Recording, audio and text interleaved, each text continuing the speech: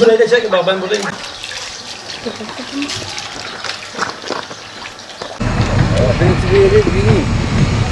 بنيجي والله يا ترى بنيجي آفك كنار شحاتون اللي بني هاتي كتير ترى وبريان يجي بر آفك ترى بر آفك بريان يجي آفك كيف دور كيف كنار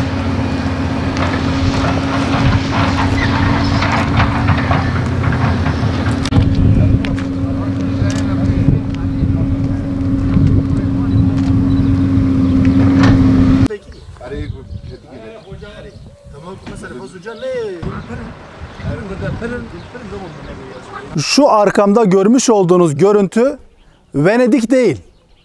Burası Şanlıurfa Halfeti de değil. Siverek Takoran Vadisi de değil. Çok yakın bir zamanda yağan yağıştan sonra bu görmüş olduğunuz görüntü Şanlıurfa Suruc'a ait.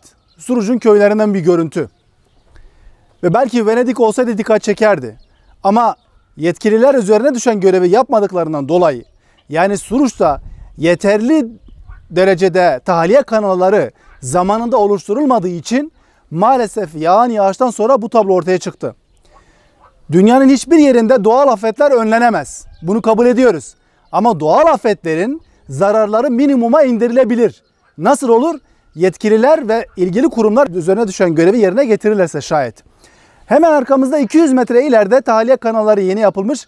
Fakat tahliye kanallarının bağlantısı oluşturulmadığı için su burada köyün içinde ve tarlalarda birikiyor ve tahliye kanallarının su akmıyor. Suruç'un birçok köyünde maalesef görüntü şu. Peki buradaki vatandaşın zararını kim karşılayacak? Neden bu hal oldu? Neden böyle bir durum gerçekleşti?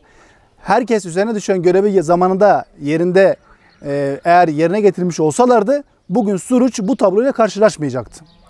Ve ben buradan bütün yetkililere sesleniyorum. Diyorum ki yapılacak şey şu.